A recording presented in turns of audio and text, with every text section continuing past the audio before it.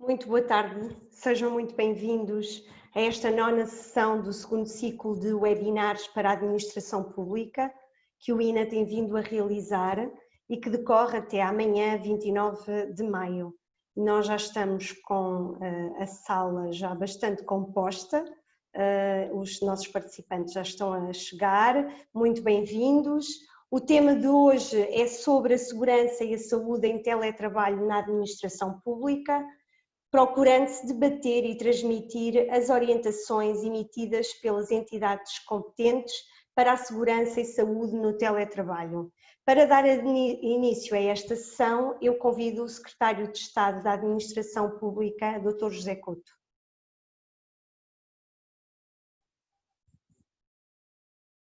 Um cumprimento muito especial a todos e a todas. Obrigado, Jesus, pela sua apresentação. Enfim, gostaria de fazer aqui uma abordagem mais geral sobre os serviços de saúde e segurança no trabalho na administração pública, uma vez que já temos vindo a falar muito de teletrabalho em webinars anteriores. Ao longo dos últimos meses, a área governativa da modernização do Estado e da administração pública tem vindo a promover um conjunto de ações no âmbito do programa de trabalho colaborativo na administração pública, no sentido de que a persecução do interesse público na modernidade não se compadece com as fronteiras das organizações e com concepções estanques das instituições ou dos processos hierárquicos administrativos de trabalho.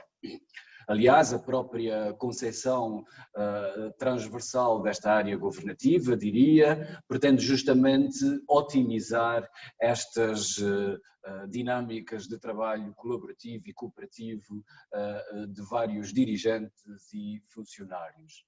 A implementação de serviços de saúde e segurança no trabalho é justamente uma das áreas em que este modelo de trabalho colaborativo já vinha sendo desenvolvido antes mesmo deste programa de trabalho colaborativo.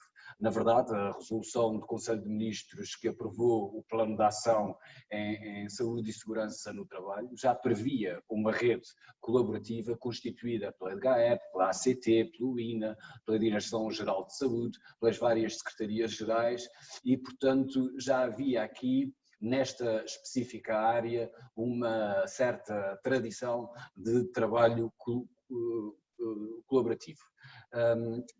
Este plano que foi aprovado por esta resolução do Conselho de Ministros tinha e tem quatro eixos fundamentais.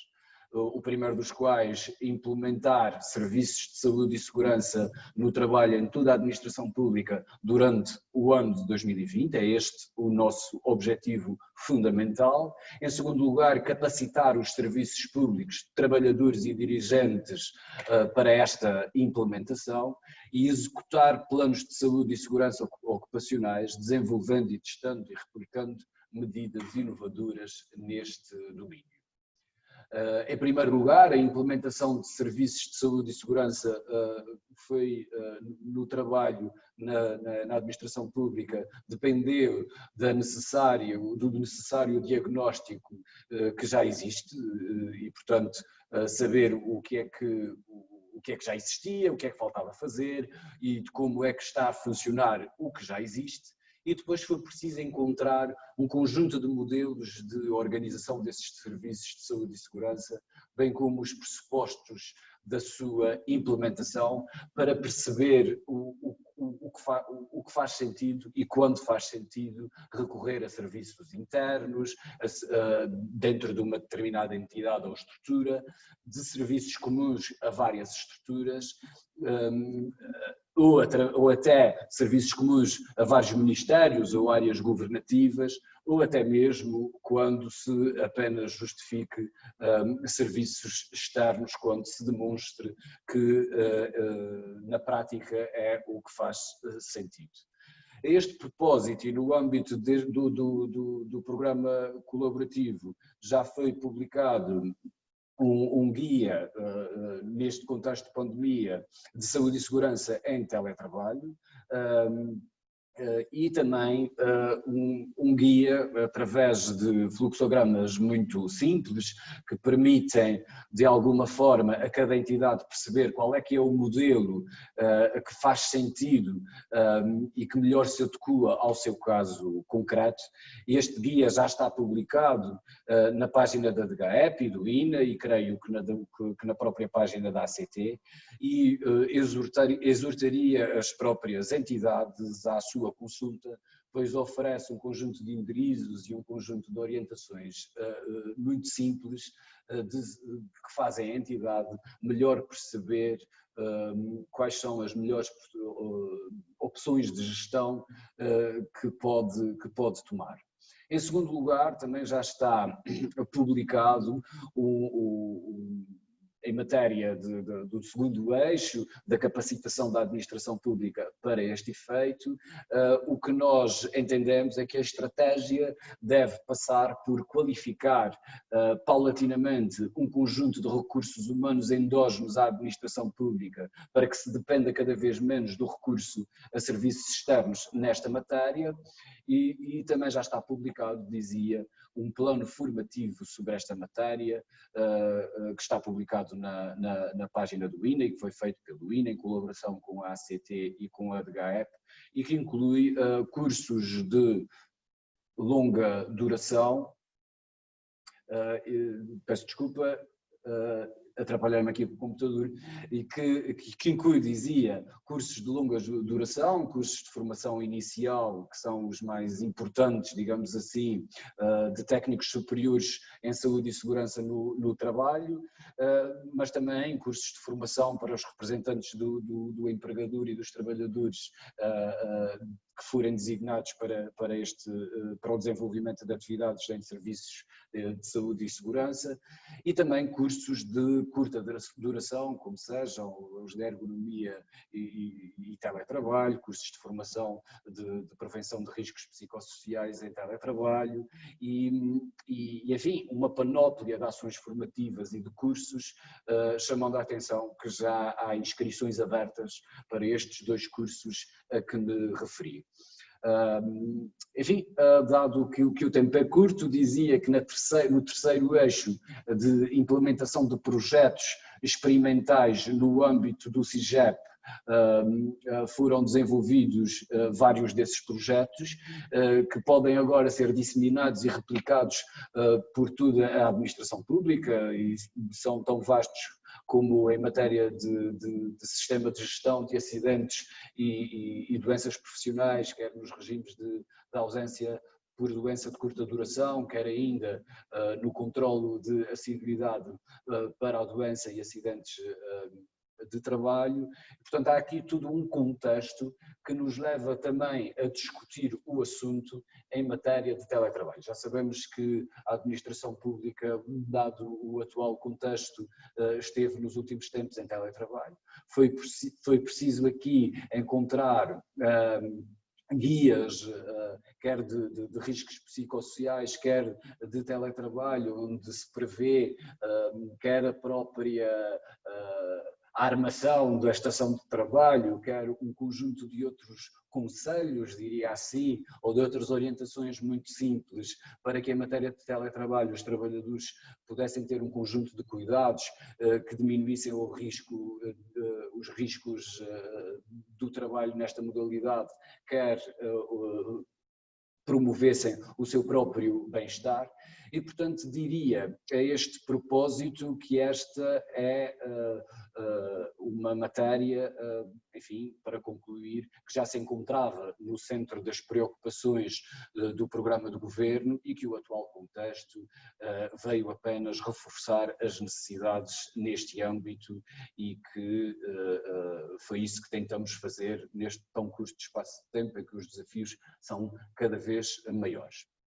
Enfim, para concluir, diria que ambientes de trabalho mais saudáveis e mais seguros, num contexto de organizações preocupadas com a prevenção de riscos e com a saúde mental e o bem-estar dos seus trabalhadores, gera sempre trabalhadores mais assíduos, trabalhadores mais produtivos, mais motivados e mais felizes, porque não dizê-lo também, que melhor satisfazem o interesse público e que estão mais aptos a lidar com os cidadãos com quem se relacionam nas diferentes áreas em que laboram. Portanto, diria que este era o contexto geral e deixaria agora ao debate todas essas questões, agradecendo a vossa atenção e desejando-vos um bom trabalho e um bom debate. Obrigado.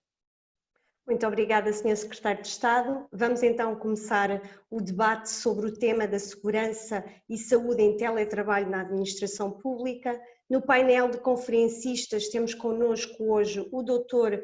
Carlos Jorge Pereira, Diretor de Serviços da Promoção da Segurança e Saúde no Trabalho, da Autoridade para as Condições do Trabalho, a doutora Elda Moraes, Subdiretora-Geral da Direção-Geral da Administração e do Emprego Público, e o Dr. Luís Costa, Coordenador da Equipa de Segurança e Saúde no Trabalho da Secretaria-Geral do Ministério das Finanças. Vai moderar o debate a doutora Elsa Belo, Diretora de Serviços de Formação e Qualificação do INA. Como também já devem ter reparado, temos também connosco na nossa sessão o Dr. Luís Oriola, que está a fazer a interpretação para a língua gestual portuguesa. Também poderá se associar a nós a doutora Sofia Figueiredo, também que dará continuidade à interpretação para a língua gestual portuguesa. Apenas referir que durante a sessão os participantes podem utilizar a ferramenta que têm no vosso ecrã, designada como QIA, de Questions and Answers, e agradecemos que nos indiquem o primeiro e último nome para podermos depois lançar as questões no fim do debate. Muito obrigada a todos os nossos convidados e passo a palavra à doutora Elsa Belo. Obrigada, Jesus. Uma boa tarde ao Sr. Secretário de Estado. Uma boa tarde a todos os nossos membros do painel que me vão acompanhar nesta hora de conversa sobre segurança e saúde no trabalho, e uma boa tarde a todos os que estão do outro lado, já mais de 600 pessoas que estão do outro lado a assistir a esta sessão. Para dar início então a este debate, a nossa conversa sobre segurança e saúde em teletrabalho na administração pública, integrá-la, reforçar as palavras do Sr. Secretário de Estado sobre o facto de ele ter sido o guia que nos traz aqui hoje, ter sido elaborado no âmbito do Plano de Trabalho Colaborativo, que compreendeu então os 3 projetos, desde o Guia de Apoio para o Bem-Estar e Saúde Mental, a Casa Mais, que já tivemos um webinar sobre esse tema, o Programa de Oferta Formativa em Segurança e Saúde no Trabalho e este guia específico sobre segurança e saúde em teletrabalho na administração pública. Para este enquadramento necessário relativamente a este guia, peço à Elda Moraes para nos dar algumas palavras sobre este guia e o enquadramento deste guia para a administração pública. Olá, muito boa tarde a todos. Agradecer as palavras de enquadramento do Sr. Secretário de Estado, que já me facilitou o caminho, porque já fez aqui um enquadramento bastante detalhado do percurso que nos levou até este guia. Agradecer também aos colegas de painel que comigo, o Carlos diretamente trabalhou, o Luís Costa, que muitas ideias me deu ao DGE, e sobretudo aos colegas que elaboraram este guia, colegas da ACT, colegas da DGE, e uma contribuição ainda que indireta, da Direção-Geral de Saúde, que nesta altura estaria muito mais preocupada com outras, a acudir a outros fogos que não aqui esta, mas cujos conteúdos já disponíveis em matéria de teletrabalho nos foram muito úteis e aproveitados neste guia para a segurança e saúde em teletrabalho na administração pública. Como o Sr. Secretário de Estado disse, nós já no âmbito colaborativo, que não o deste plano colaborativo, no âmbito colaborativo alargado, no âmbito dos serviços de saúde e segurança no trabalho na administração pública, já vínhamos desenvolvendo um conjunto de materiais que visavam dar cumprimento às medidas inscritas nesse mesmo plano.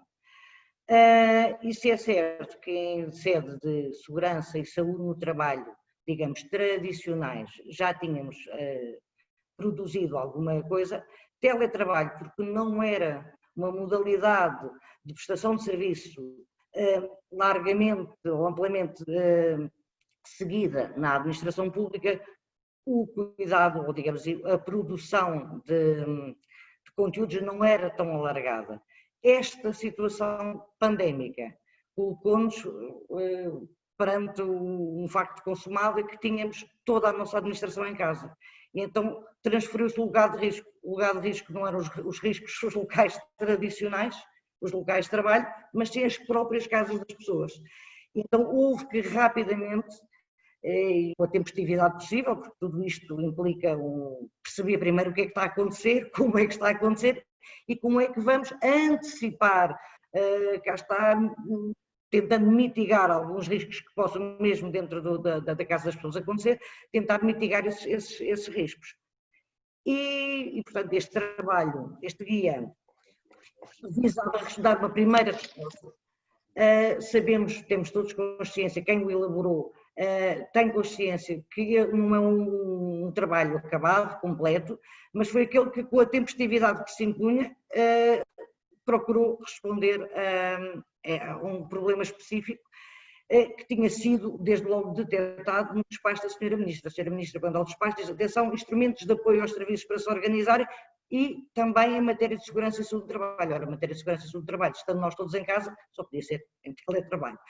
A GAEP e a ACT trabalharam diretamente este guia, com os contributos da Direção-Geral de Saúde também, e agora irão desenvolver, será, não sei, será um novo guia para a segurança e saúde em teletrabalho, mas conteúdos mais sólidos, e a ACT, depois o Carlos falará sobre isso, eventualmente, e já está a fazer esse trabalho também de aprofundamento. Dar-vos também só a nota que o Sr. Secretário de Estado referiu um guia para a organização dos serviços de segurança e saúde em trabalho na administração pública, que é, julgo eu, para os serviços também muito importante, porque é um instrumento que permite de forma muito fácil perceber o imbrincado que é a Lei 102 de 2009, mais um conjunto de outros normativos que temos que aplicar em sede de segurança e saúde no trabalho. E, portanto, sei que eventualmente depois poderão, no curso desta sessão, disponibilizar os links para acesso a estes documentos.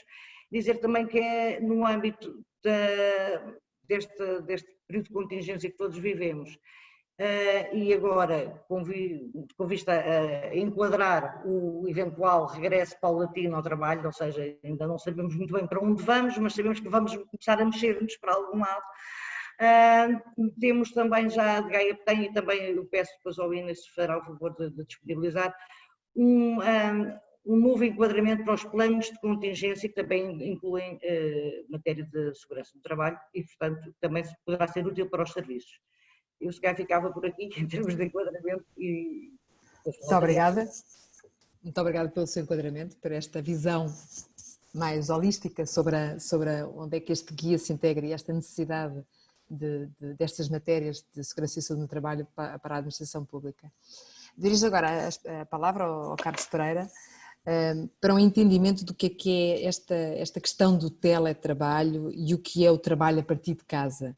Eu devo confessar que sempre ouvi falar em teletrabalho e este novo conceito de trabalho a partir de casa surge também no meu vocabulário, nestas novas referências, face a este período que estamos a viver. E esta diferenciação de conceitos e provavelmente até de novas estratégias que sejam necessárias face a estas novas realidades. Pedir-lhe algumas palavras sobre este esclarecimento, se quisermos, sobre estas diferenças ou não destes conceitos que estão inerentes a estas palavras. Obrigada. Obrigado. Boa tarde a todos. É um prazer estar aqui convosco, a partir diretamente da minha varanda, aproveitando os benefícios de casa, sim, aproveitando os benefícios do teletrabalho na sua melhor dimensão, isto é, estamos a ter uma conversa online onde, de facto, pode ser tida a partir de um especial sítio onde não tínhamos, por exemplo, problemas ergonómicos do ponto de vista, porque eu não estou a manipular o computador, por exemplo, estou só a falar convosco e, portanto, queria agradecer ao INA a iniciativa, queria também agradecer ao Sr. Secretário de Estado o excelente enquadramento que fez e a necessidade de integração de toda a estratégia em termos públicos relativamente à organização dos serviços da SST. Eu retenho dois grandes motes que o Sr. Secretário de Estado portanto, referiu, que é a questão da organização dos serviços e da capacitação. E, portanto, este é um bom momento para reforçar esses dois motes de organização e de formar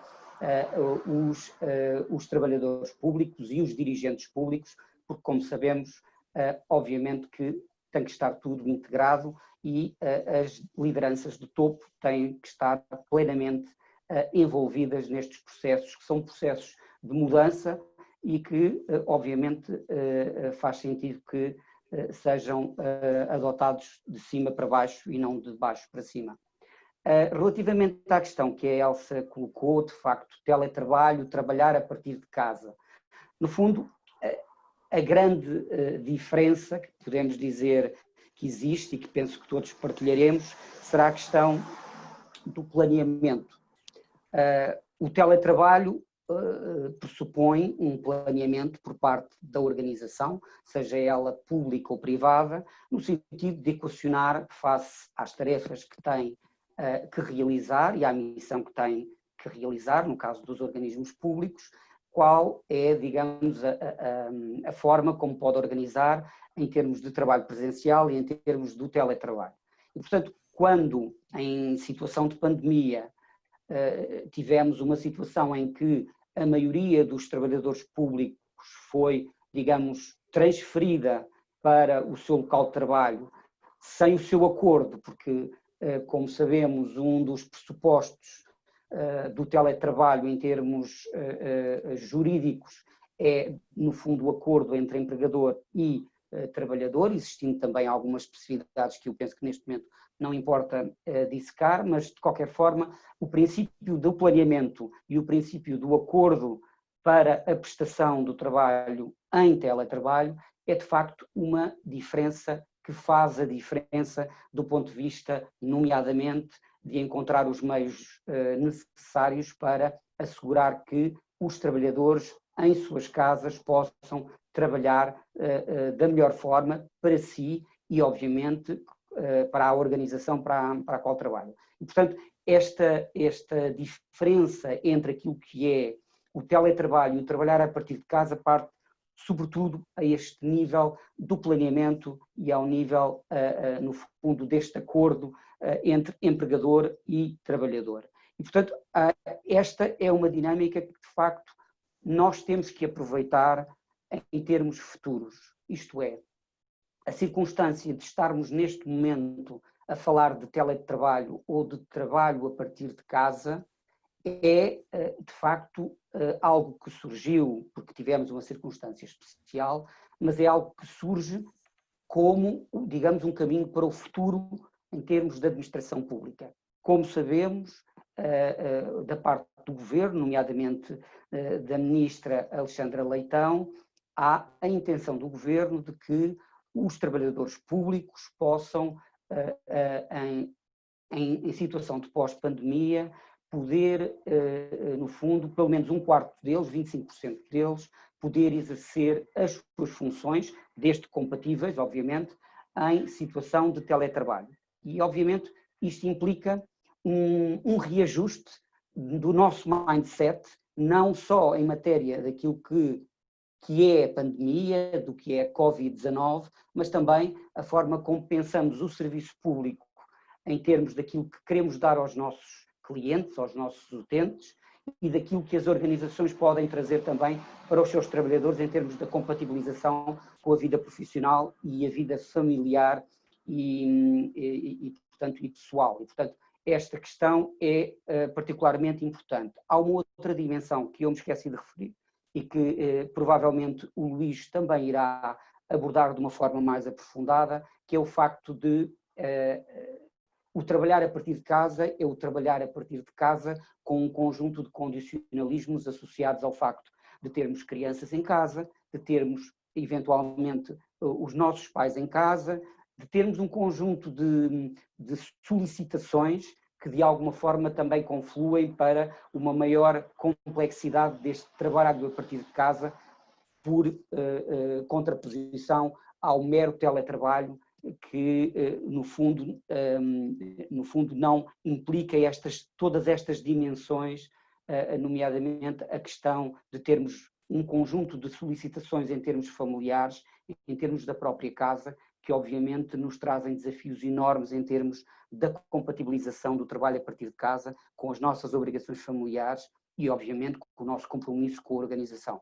E eu penso que já falei demais e, portanto, estou apenas inspirado pela vista do Parque das Conchas e, portanto, Elsa, por favor, manda-me parar e vamos fazer a ronda. Já deu o mote, deu o mote, é bom para fazermos a ligação para a questão que iria colocar ao Luís Costa sobre as vantagens deste teletrabalho, as vantagens desta condição de estarmos todos a trabalhar a partir de casa, em teletrabalho, como bem o Carlos referiu, e de que forma é que podemos assegurar, ou que estratégias é que podem ser levadas a cabo para assegurar as questões da qualidade de vida neste contexto e nestas condições em que estamos. Eu vou ligar aqui o seu som, peço desculpa que não estamos a ouvi-lo, veja lá. E agora, estão-me a ouvir? Perfeitamente. Pronto, não sei se vão ganhar alguma coisa, se calhar não se perde nada em não me ouvir, mas de qualquer forma, muito boa tarde. Boa tarde, Sr. Secretário de Estado, muito obrigado por todo o enquadramento que nos fez no início desta sessão. Muito obrigado também a todos os colegas, com que tenho o grato prazer de estar aqui, com muito gosto, com todos vós. Quando a doutora Elda Moraes, aqui há dias, me ligou a convidar-me para participar neste painel, eu pensei assim, no que é que vão meter, Luís? Porque, de facto, participar em painéis como este, presencialmente ou através destas tecnologias, cria-me sempre muito stress e alguma ansiedade, já para falarmos em teletrabalho, desde logo. Estou em teletrabalho e, de facto, este bocadinho queria, porque não é propriamente a minha maneira de ser.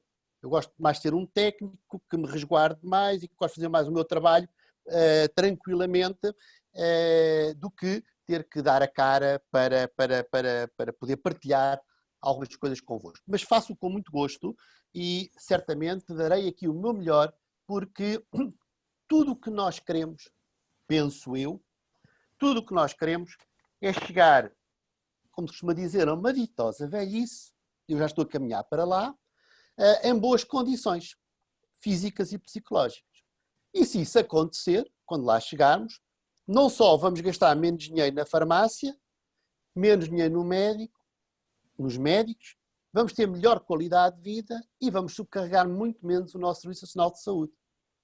Numa altura em que os gastos com a saúde connosco começam a ser exponencial.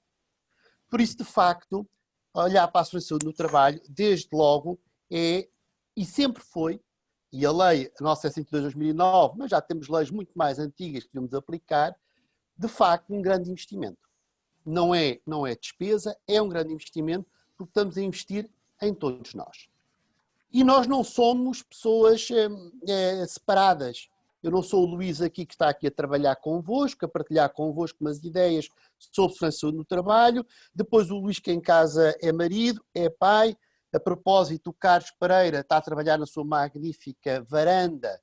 Eu tenho o gabinete que a minha mulher me emprestou, que também está em teletrabalho, porque eu fui reconduzido para a cozinha, é o meu teletrabalho. Não devia dizer isto, porque de facto, ergonomicamente, não é o sítio mais indicado. Há muitas cozinhas que nós já conhecemos através das videoconferências. Exatamente. Mas eu pedi à minha mulher gentilmente para que ficasse um enquadramento mais bonito e para poder dizer que tenho uma cadeira ergonómica e tal, para poder-me ceder durante uma hora e pouco o seu posto de trabalho para estar aqui convosco. Isto para também vos dizer, brincando um bocadinho, que não sendo nós pessoas separadas, somos um todo, eu tenho alguma dificuldade nós estamos em teletrabalho, de facto a nomenclatura que usamos é teletrabalho.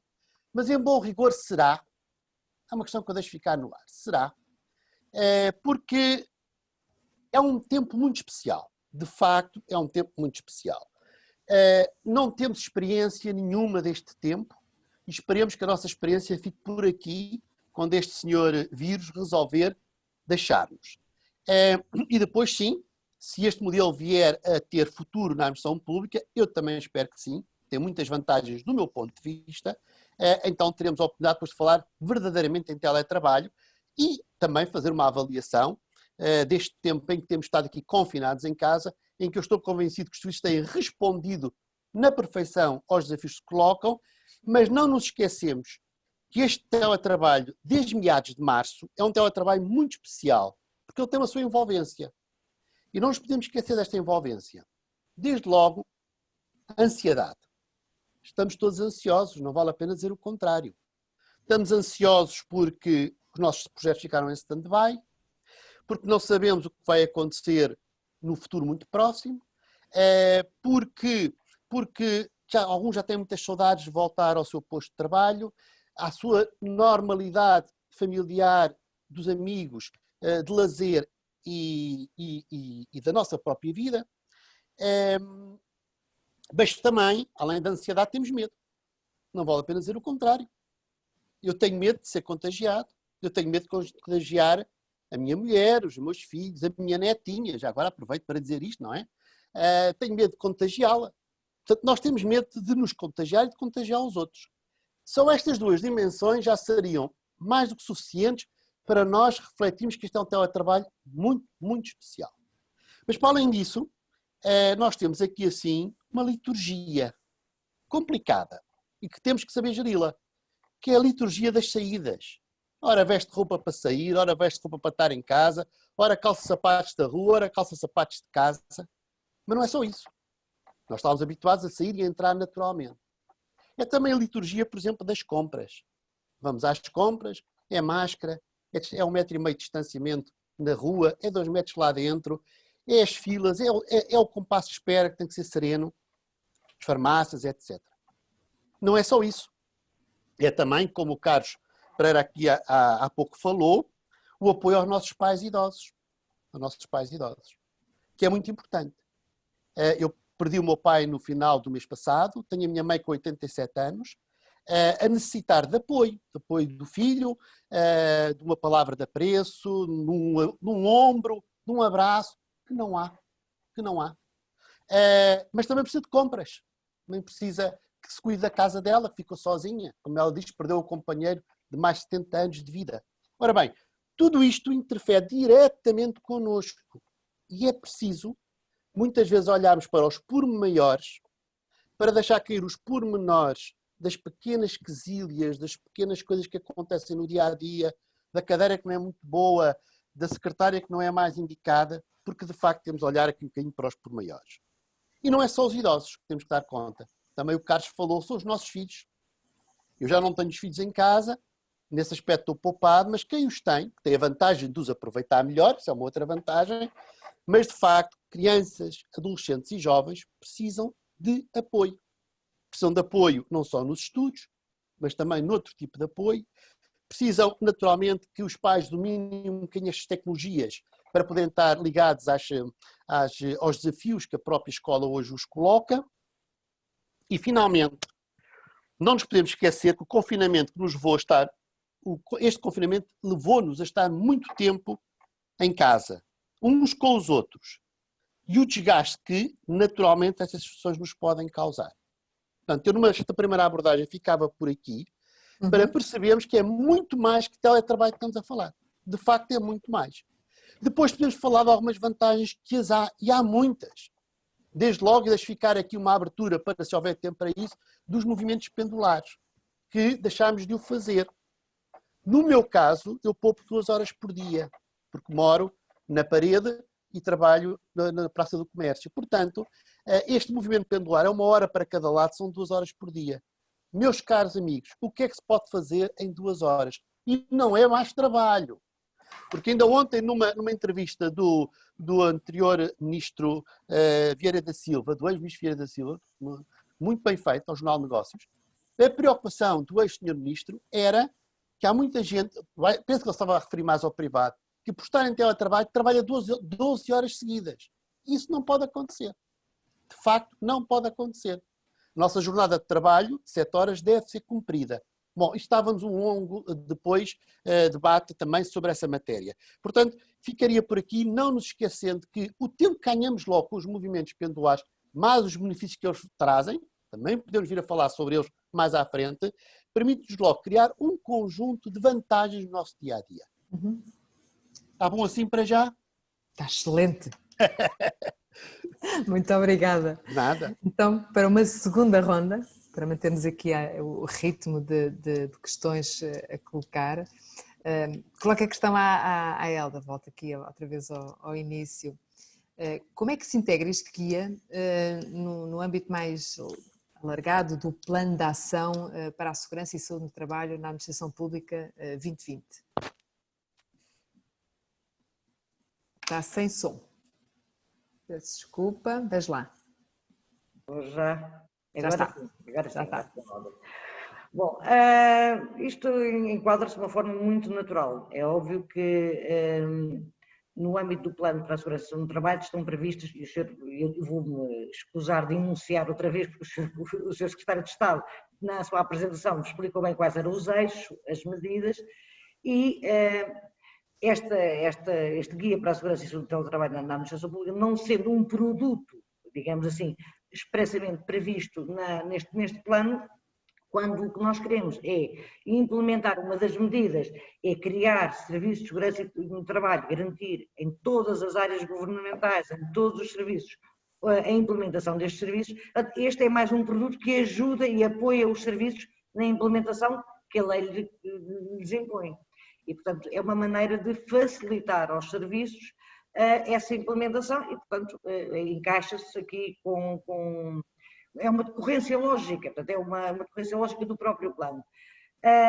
Dir-me, não estava previsto, não estava, eventualmente, com este formato não estava previsto, mas acresce e enriquece o plano. Há um conjunto de outras ações que têm vindo a ser desenvolvidas, também impulsionadas por este movimento, e sabendo nós que o teletrabalho já estava previsto no programa de governo como uma vontade deste governo de vir a implementá-lo, não estávamos à espera que fosse com esta abruptidade.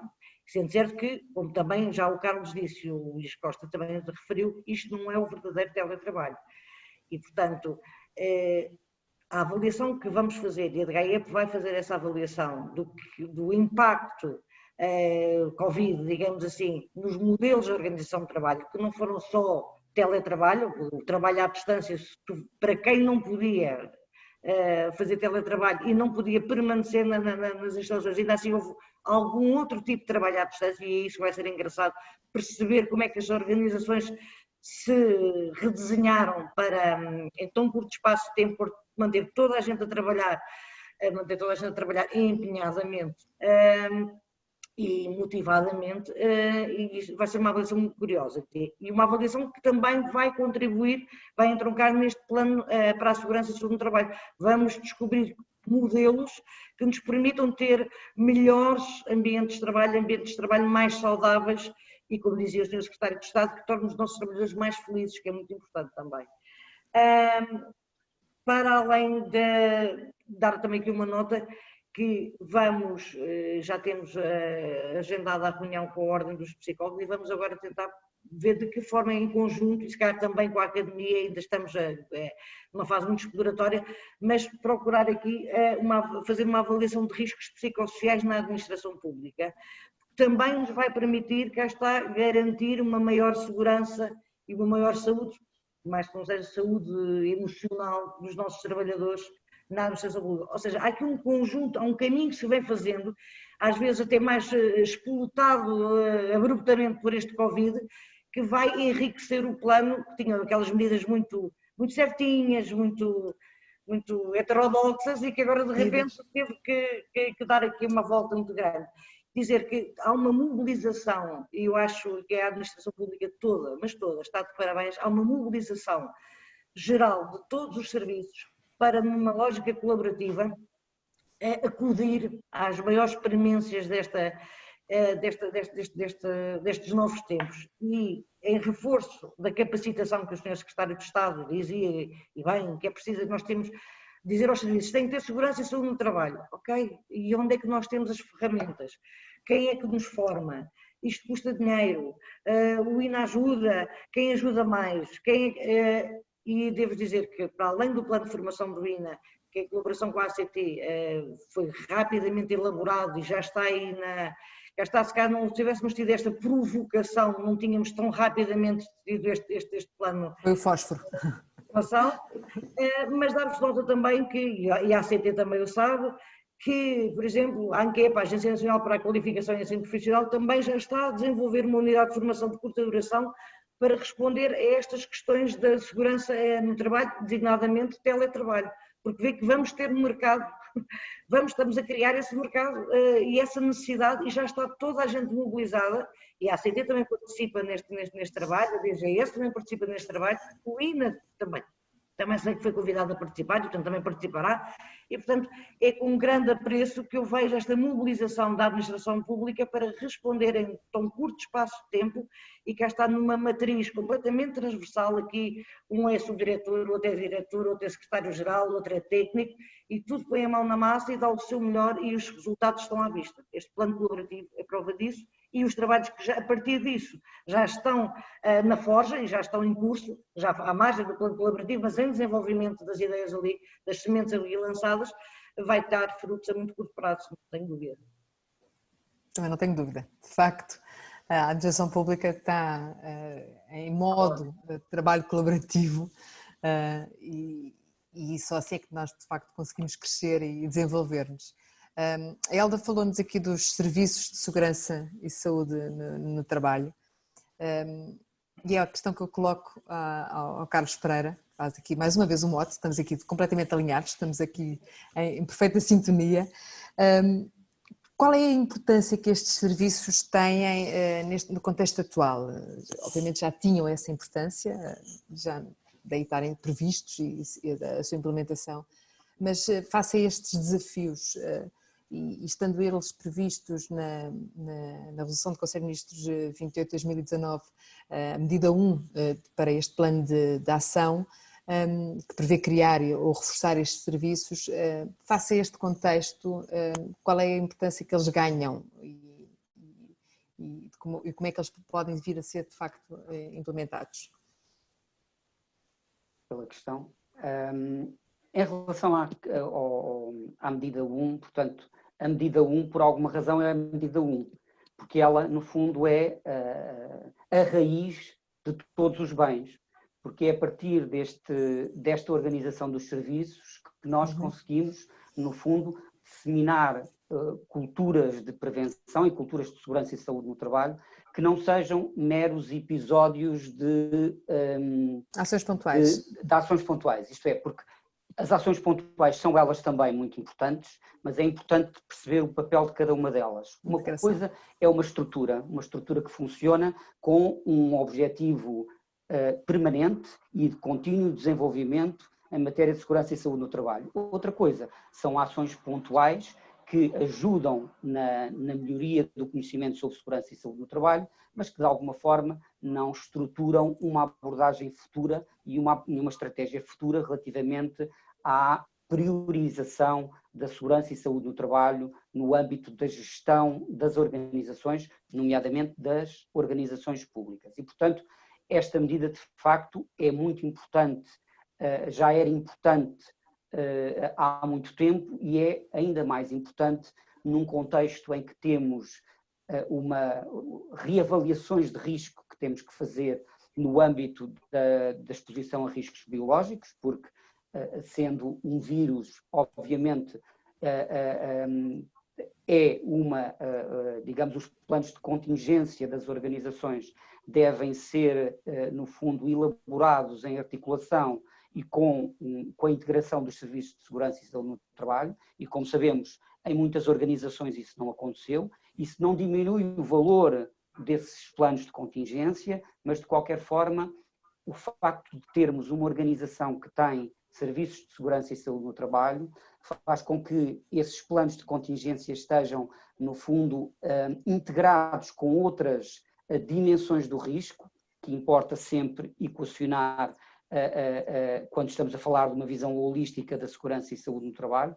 E, portanto, esta dimensão da priorização da organização dos serviços de segurança e saúde no trabalho e deste objetivo muito ambicioso de termos serviços de segurança e saúde no trabalho organizados em todas as áreas governativas no final de 2020, é de facto também um sinal de alinhamento das organizações públicas com as organizações privadas, de reforço da importância do bem-estar e da segurança e saúde no trabalho dos trabalhadores públicos e, portanto, é um movimento global que de alguma forma nós, com esta situação particular da pandemia, com este reforço da colaboração entre as entidades que a Elda falou e que realmente se reforçou durante este período de pandemia e que penso que terá, digamos, desenvolvimentos cada vez mais reforçados, nomeadamente ao nível das orientações em matéria de segurança e saúde no trabalho,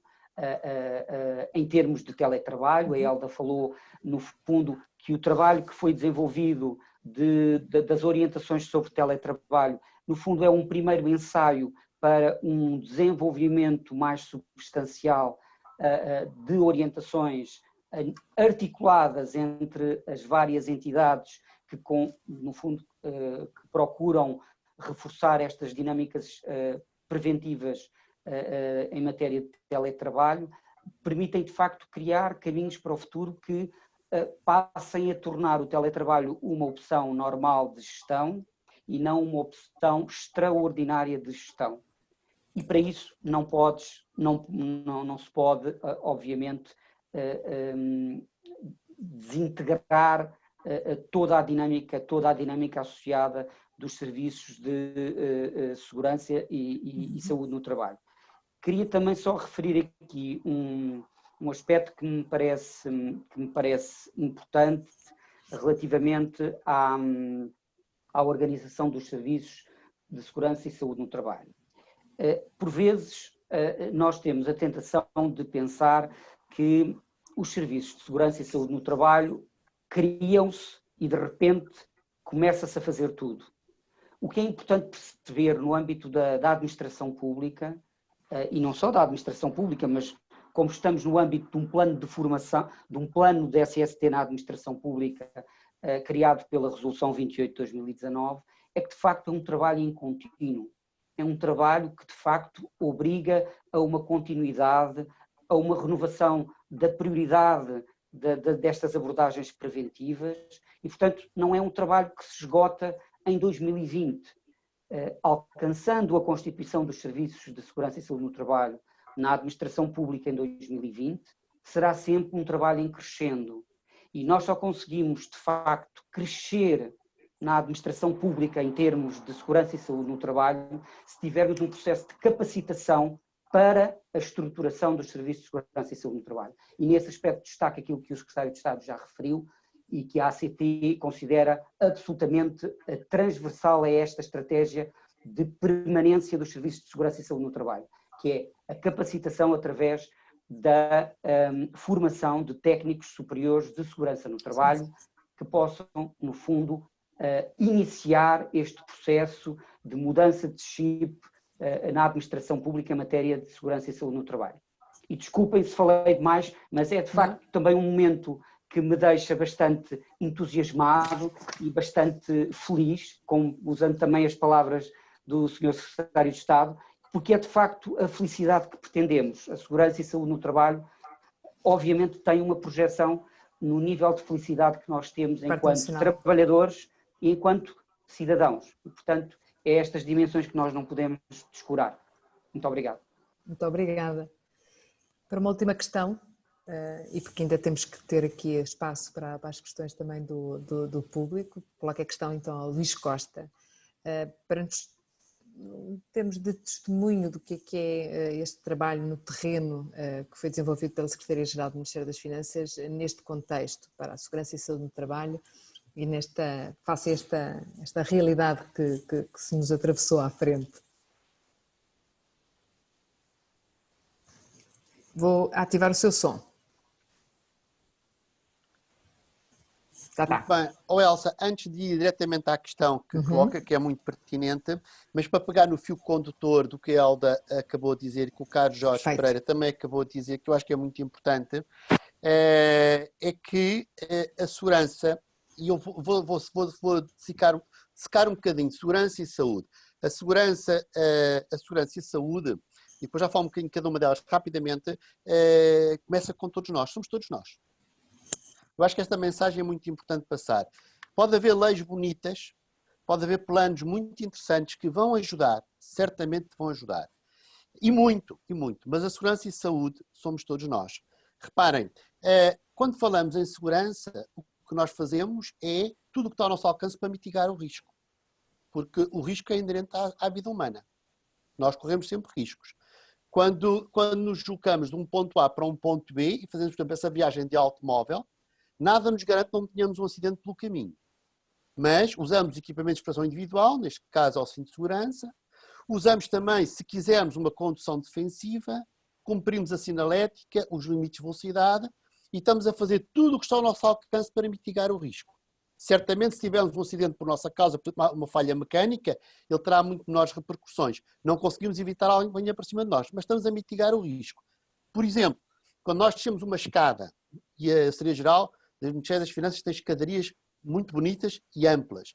Quando descemos uma escada e vimos ao telemóvel, com a mão ocupada ao telemóvel, e as senhoras com a carteira na mesma mão, então no telemóvel, ou no outro lado, mais o guarda-chuva, e de repente dá-nos uma tontura, ou o pé escorrega-nos, nós que nos para a escada abaixo e vamos a descer, e vamos ficar muito maltratados. Muito maltratados. Mas, se tivermos o cuidado de descer a escada, sempre com a mão do lado do corrimão vazia, se eu quero o telemóvel, vou com a outra mão, e a do corrimão vai vazia, se eu tiver uma tontura ou me escorregar o pé, o meu instinto de sobrevivência é estar a mão ao corrimão. Eu agarro-me e não vou cair. E vou evitar a queda. Para cima já pode ser diferente, quando a gente cai para cima, esfola um joelho porque cai em cima dos graus. Normalmente não vem com a escada abaixo. Portanto, tem aqui um exemplo muito simples de como, de facto, em segurança, somos todos diretamente visados. Não há os políticos, por muito empenho que tenham, os dirigentes, as leis. Somos todos importantes, mas nós somos os principais agentes. Um outro aspecto muito importante é que a saúde no trabalho, a saúde no trabalho, tem que estar de mão dada, a saúde ocupacional, com a saúde curativa. Senão não funciona. Okay? Nós temos que perceber que a saúde ocupacional está diretamente relacionada para termos um menor desgaste físico, emocional e psíquico possível no desempenho das nossas funções no dia a dia, mas ela só funciona se eu estiver vacinado, por causa do fenómeno de grupo da vacina, se eu fizer uma vigilância de prevenção na consulta curativa e não chegar ao hospital já numa situação em que já não estou na prevenção primária, já vou ficar internado. Se eu tiver hábitos ao longo da vida que permitam ter melhor saúde, hábitos de prevenção, enfim, tudo isto acaba por ser de segurança e saúde no trabalho. Na Secretaria-Geral, foi a questão que a Elsa me colocou diretamente. Nós somos uma equipa pequena, arrancámos em 2017, em que nesta fase de Covid tem dois elementos afetos a tempo inteiro e dois que fazem parte de outras unidades orgânicas e que também dão a sua colaboração no dia-a-dia. É uma equipa muitíssimo generosa, muito generosa, até porque, vejam, normalmente as pessoas que estão a fazer uma unidade orgânica têm objetivos nessa unidade orgânica que têm que cumprir, têm obrigações, mas mesmo assim arranjam tempo para trabalhar também nesta área que neste momento é tão importante, neste momento e sempre, não é só neste momento, é sempre. Portanto, desde 2017 que foi criada uma equipa diretamente na dependência do Sr. Secretário-Geral, da Secretaria-Geral do Ministério das Finanças.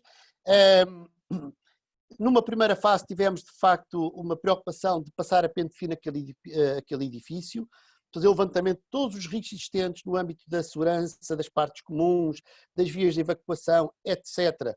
E, nesse âmbito, fizemos uma proposta de 77 propostas de melhoria, todas aprovadas, executámos 68, temos uma taxa de execução de 88,3, é bom, muito bom mesmo, no meu ponto de vista.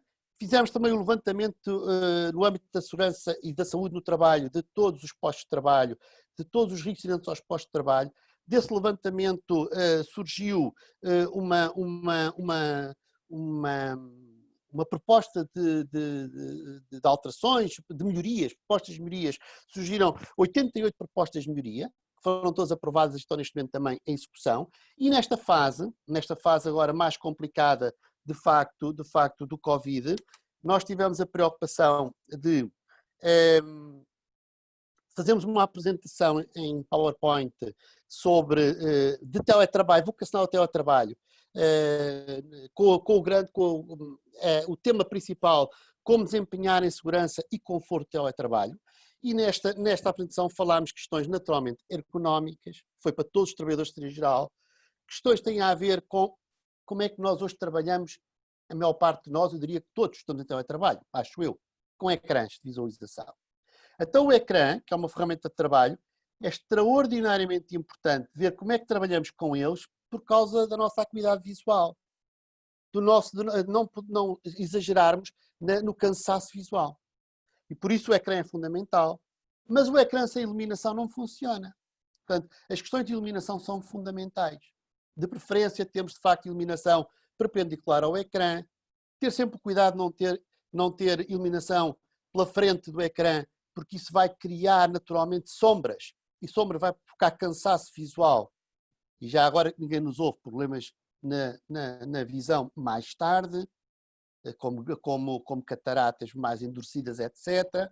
Mas também ter uma janela por trás do ecrã que vai provocar encadeamento nos nossos olhos e vai nos provocar cefaleias, as chamadas, como é que se costuma dizer, enxaquecas, mas também problemas de facto na nossa acuidade visual e cansaço visual. Portanto, sobre isso fizemos essa apresentação, que tinha questões ergonómicas, de ecrãs, de iluminação, mas também dos ritmos de trabalho, fundamentais. Reparem que, para mim, um dos grandes segredos do teletrabalho é o ritmo que nós lhe colocamos. Tanto quanto possível, um ritmo igual àquele que temos no nosso posto de trabalho, na nossa organização. Começar a jornada de trabalho à mesma hora, terminar a jornada de trabalho à mesma hora, fazer as pausas do almoço, as outras pausas, de 50 a 50 minutos, de hora a hora, levantar um bocadinho, caminhar um bocadinho, voltar, beber um copo de água, comer uma peça de fruta, comer um iogurte, voltar a mais uma jornada, um tempo de trabalho. E outras preocupações muito importantes. Estamos em casa a trabalhar, mas é o nosso local de trabalho. Então é muito importante, se eu faço a barba, fazer a barba. Por acaso os fiz porque vinha para aqui, se eu não tinha feito. Não, estou a brincar. Fazer a barba. Não vim para aqui com a roupa que saímos da cama. Vestir uma roupa confortável, é verdade. Não é preciso estarmos de casaco, mais com 35 graus na varanda. Digo eu, não é? Se calhar é. Mas ter uma roupa confortável. Sim, estamos a trabalhar. Depois, é fundamental que tenhamos um bom ciclo do sono. Um bom ciclo do sono para retemperarmos baterias. Passar pelas fases todas do sono. A fase de vigília, fase de adormecimento, a fase do sono profundo e do acordar. Tudo isto é muito importante. Depois, se houver tempo, posso falar em cada uma delas à vontade. A alimentação equilibrada também é fundamental. O exercício físico. Portanto, de facto, é muito importante manter as nossas rotinas no dia-a-dia enquanto estamos em casa. E por isso mesmo fizemos esta apresentação. Mas também há uma prática que temos praticamente desde maio de 2017, começou talvez, penso que no último trimestre, minha mãe não me atraiçoa, começámos a lançar dicas trimestrais sobre aspectos que têm a ver não só com a saúde, a segurança e saúde do trabalho, porque a segurança e saúde do trabalho somos todos nós. Nós somos um ser único, global. Não vestimos a camisola de trabalhador e depois de pai, depois de marido e de mulher e depois de amigo. Não, nós somos um ser complexo, muito complexo, mas somos uma única pessoa. Daí que tudo está interligado. E as nossas dicas vão ser muito para além daquilo que é a temática pura da segurança e saúde no trabalho. E agora, de facto, lançámos a dica, a primeira deste ano, do primeiro trimestre, e essa dica foi sobre as vantagens e desvantagens do teletrabalho, algumas questões relacionadas com o stress e com os riscos psicossociais. Gostei no género de sabia que, e depois lá vão algumas dicas. Agora já temos uma outra preparada, que está nas mãos de quem de direito para despachar, para poder ser enviado para os nossos colegas, assim como também temos já mais uma apresentação feita, também que espero que muito em breve possa ficar disponível para enviar para os nossos colegas. E como são 42 minutos, acho que ficarei por aqui. Obrigado.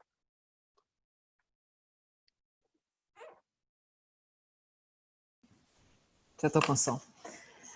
Chamo a Jesus, que deve ter algumas questões, se calhar apenas uma, porque estamos... foi uma discussão muito rica e participada, que é muito bom. Também o que eu vi, que tenho estado a acompanhar as questões que estão a ser colocadas pelo nosso público, algumas das questões também foram abordadas ao longo da nossa conversa. Ainda assim, tens alguma questão que... Sim, que sirva assim de chapéu. Sim, também me parece que muitas questões já foram respondidas pelos nossos convidados e, portanto, faria apenas a do Carlos Furtado, que agradece a excelente partilha e que diz que esperemos que as boas práticas em matérias de trabalho e os bons hábitos em matéria de higiene e saúde se mantenham no pós-pandemia. Mas como continuar com essas boas práticas no regresso à vida ativa fora de casa que se aproxima? Então, esta questão vai fazer a ronda, a começar a última ronda deste painel, seguindo aqui a ordem pela qual iniciamos. Elda Moraes. Olha, pois eu, relativamente a essa questão, eu diria que os tempos que aí vêm são tempos novos e nós temos que estar preparados para manter um grau de cuidado que, de acordo com o que forem sendo as recomendações das entidades competentes. De qualquer forma, nós de GAEP já, e como eu disse na iniciação, já preparámos um novo esqueleto, digamos assim, de plano de contingência que prepare esse regresso, para que as organizações possam preparar e acautelar as medidas necessárias ao regresso. Depois dessa fase, não sabemos quando é que vai terminar, esperemos que todos os serviços, porque mais despertos, porque foram, já está também forçados a isso, mais despertos para a necessidade de se manter, como disse o Carlos, isto não é episódico, os serviços de segurança e saúde no trabalho têm que ser um contínuo e que vão ganhando novos skills, novas competências e eu acho que pelas piores razões, nós ganhámos agora uma série de competências que estavam adormecidas, ou que estavam latentes, ou que estavam nos livros, ou que estavam nas leis, como diz o Luís Costa, mas pouco praticadas. Agora que voltamos à prática, eu acho que, ou que muitos foram chamados a iniciar essa prática, eu acho que estamos todos alinhados para desenvolver esse trabalho, sendo que para este primeiro impacto no regresso, todas as organizações, quer a ACT, quer a DGS, a GAEP, na medida em que pode congregar e dar congregar no sentido de tornar um ponto único, ser mais fácil para os serviços saberem onde é que eu vou buscar, ok, está aqui a GAEP, já foi a ACT, já foi a DGS, já foi outros parceiros, mas qualquer um dos parceiros, aliás, a ACT e a DGS é que têm essas competências, como é óbvio, estão neste momento a trabalhar para preparar o regresso na maior segurança possível. Obrigada. Seguindo a ordem de que tomámos desde o início, passo a palavra ao Carlos Pereira. Obrigado. Eu acho que a principal mensagem que é preciso passar é que é um regresso diferente. Isto é, eu julgo que conseguimos ultrapassar a fase em que, para muitos, o teletrabalho ou o trabalhar a partir de casa, mas pronto, vamos focar-nos aqui no teletrabalho, era um bicho-papão que, de alguma forma, iria diminuir ou, no fundo, comprometer as funções que o Estado teria que assegurar em termos da sua relação com os utentes, em termos da sua relação com outras entidades. E se há coisa que nós provamos, e quando eu digo nós provamos, estou a falar de todos os trabalhadores públicos, é que este comprometimento que nós temos conseguiu resolver algumas das incapacidades que tínhamos em matéria, nomeadamente, de lidar com, digamos, com as novas tecnologias, e porque tínhamos, no fundo, uma rotina orientada para a presencialidade e para a presença em instalações físicas. E, portanto, a principal mensagem, que é uma mensagem que eu penso que deve vir o mais de cima possível, é que não é um regresso ao trabalho como ele se encontrava perspectivado anteriormente. É um regresso ao trabalho planificado, conseguindo identificar dentro das funções que o Estado deve prosseguir, quais aquelas que podem continuar a ser executadas em regime de teletrabalho e aquelas, e quando eu digo em regime de teletrabalho, não digo, obviamente, em regime de teletrabalho total, isto é, eu considero até que do ponto de vista do equilíbrio entre, digamos, a própria capacidade do indivíduo de se manter distante da organização física, é mais útil equacionar um teletrabalho parcial que de alguma forma possa dar às pessoas e aos trabalhadores, digamos, uma orientação diferente, uma dimensão diferente do trabalho, que não volte tudo ao ponto anterior. Acho que nós evoluímos muito nos últimos 2 meses, infelizmente com o sacrifício de muitas pessoas e obviamente com a dor associada dos seus familiares, e portanto nós temos que prestar homenagem a essas pessoas que morreram, a essas pessoas que ficaram sem os seus familiares, dizendo que nós não podemos pensar o trabalho da mesma forma como o pensávamos há 2 meses atrás. E, portanto, o regresso é um regresso que, na minha perspectiva, tem que ser um regresso planificado, bebendo toda a aprendizagem que tivemos em matéria deste trabalho a partir de casa, deste desenvolvimento de competências que os trabalhadores públicos conseguiram ter em matéria do trabalho com as novas tecnologias e também pelo exemplo que deram, apesar de todos os constrangimentos que existiram, a continuar a manter as suas obrigações para com o nosso utente, com as nossas obrigações para com aqueles que servimos. E, portanto, eu gostaria de dar esta mensagem que o regresso é um regresso que será sempre diferente. Obrigado. E é com estas palavras que passo a palavra ao Luís Costa. Penso que estou ativo, não estou? Está, sim, senhor.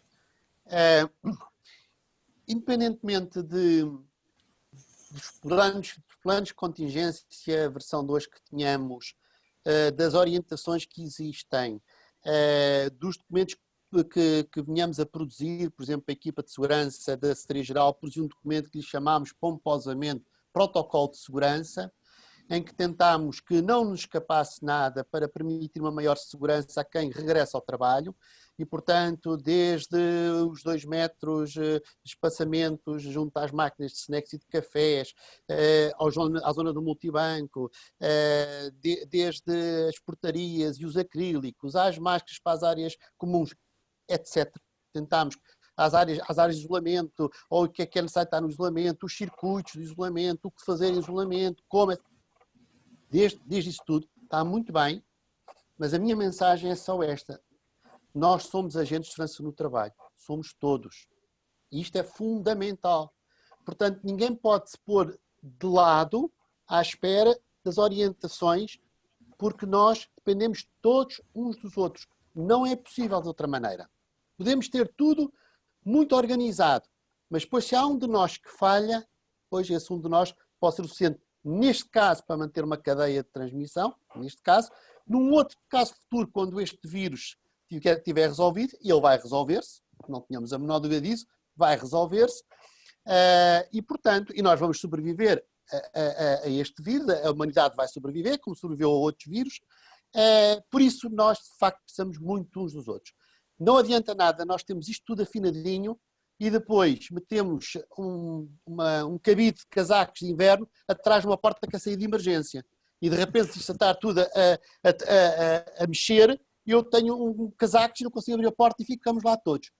Ou se em minha casa à porta do meu quarto tenho um piano. Se isto mexer, o piano roda e ninguém consegue sair e entrar no quarto. Quer dizer, se nós, nas nossas próprias casas, não temos esta noção de que temos que ter vias de saída primeiro para o pátio do prédio e depois sinalética de emergência, quem vive em prédios, para os locais na rua mais seguros. Se nós, nossa casa, bloqueamos as entradas ou as saídas, com mais facilidade vamos bloquear naquilo que é de todos. Por isso, de facto, nós somos agentes de segurança do trabalho. E isto é muito importante que entre em todos nós. O êxito depende de todos.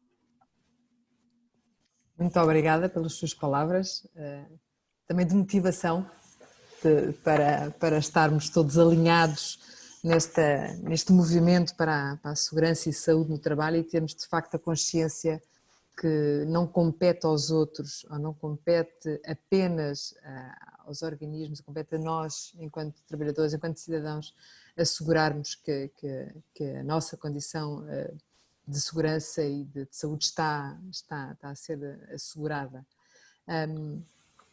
Eu vou dar por terminada esta sessão, agradecer à Elda Moraes, agradecer ao Carlos Pereira, agradecer ao Luís Costa esta animada conversa que foi, esta hora de partilha de conhecimentos, de alguma forma de falarmos sobre o guia e a partir do guia falarmos sobre as questões da segurança e saúde no trabalho e do trabalho que há a desenvolver sobre estas matérias e tudo o que já foi feito, porque temos que continuar o bom trabalho que está a ser feito por estes organismos. Passo a palavra à Maria de Jesus, agradecer.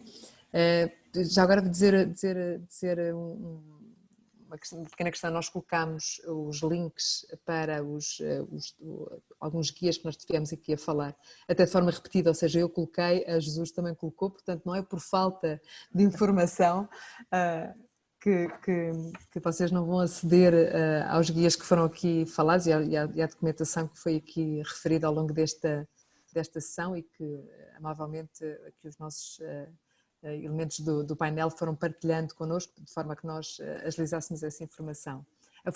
Agora, sobre a formação e não informação, sobre a formação em segurança e saúde no trabalho, tal como disse o Sr. Secretário de Estado, já está a iniciar, já temos 2 cursos que estão disponíveis para inscrições e rapidamente e brevemente, esperemos, haverá notícias sobre o caminho a desenvolver ao nível da formação para os técnicos superiores, não é, Carlos?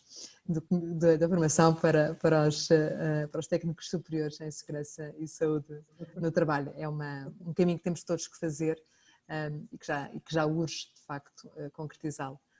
Passo a palavra então à Maria de Jesus. E agradecer também ao Sofia e ao Luís. Ok.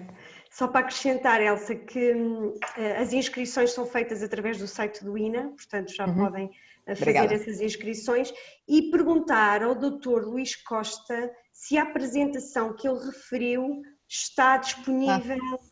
Sim, porque há muita gente a perguntar onde é que as pessoas podem consultar a apresentação que referiu ao longo da sua intervenção. Não tem som.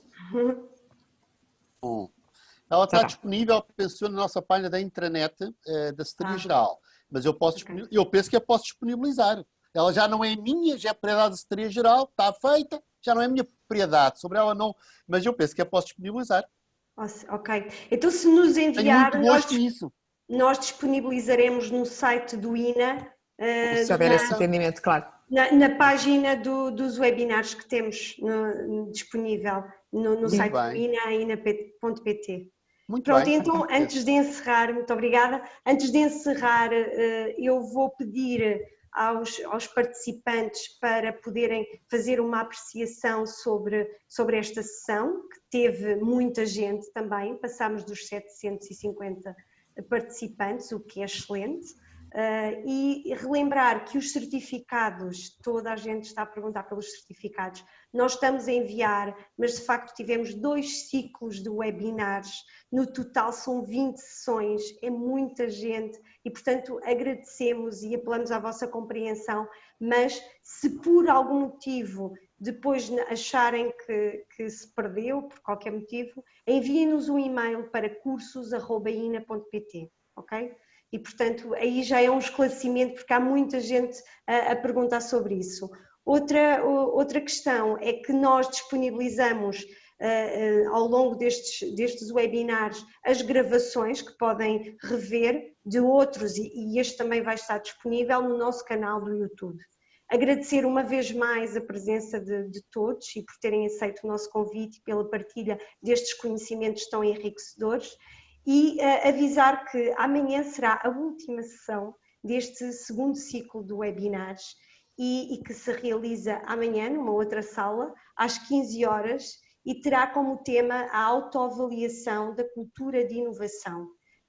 A abertura estará a cargo da Secretária de Estado da Inovação e da Modernização Administrativa, a doutora Fátima Fonseca. As inscrições ainda podem ser feitas no site do INA, em ina.pt, e por hoje é tudo. Agradeço uma vez mais a vossa presença, a vossa participação e até uma próxima oportunidade. Muito obrigada. Até amanhã. Até amanhã. E obrigada a todos. Obrigada.